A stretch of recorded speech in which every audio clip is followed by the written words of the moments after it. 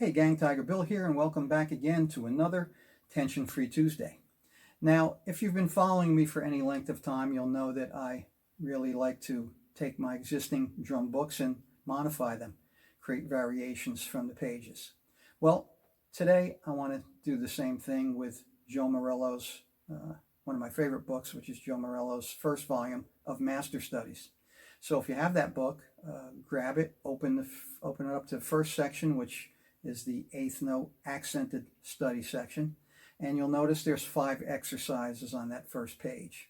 Okay, the way it's written in cut time. Okay, I want you to assume that it's written in 4/4 time because the counting is a bit easier that way. And we're going to take the first exercise just the way it's written. Okay, it's all eighth notes.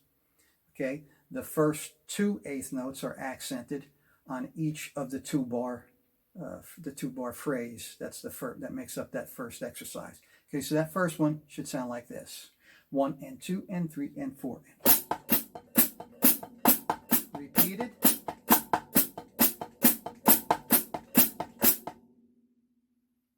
Now for a variation, matter of fact, Joe wrote this in his book as a possible variation as well.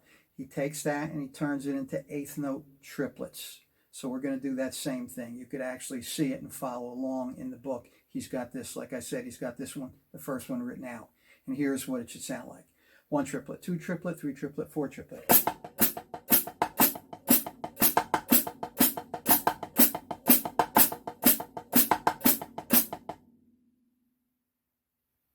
Okay, and the final variation that I like to use is you take the eighth note pattern, original eighth note pattern, and you double time that, which means play it as if it was 16th notes. Okay, so that should sound like this: 1 eana, 2 eana, 3 eana, 4 eana.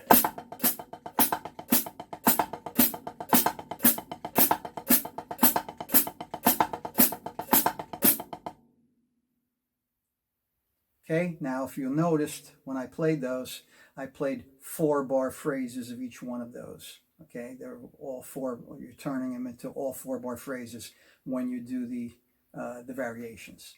Okay, so you can take those variations separately, just the way I did there, and apply those to the entire section of eighth note accented studies, or you can mix them like I do. I start with the written pattern, the eighth notes, then I go to eighth note triplets non-stop, then I go to the 16th notes, then I go backwards to the eighth notes again, and back to the eighth note triplets again, and then back to the straight eighth notes.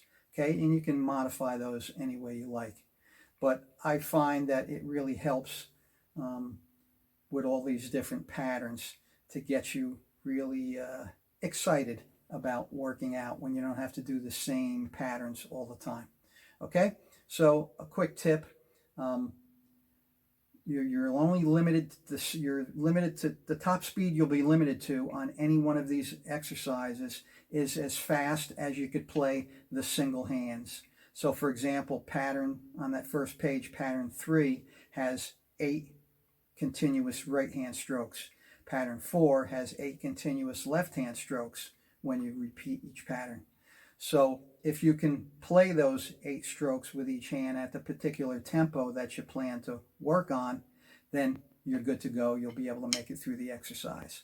Okay, so hope that helps. Until next time, have fun with it, and always stay loose.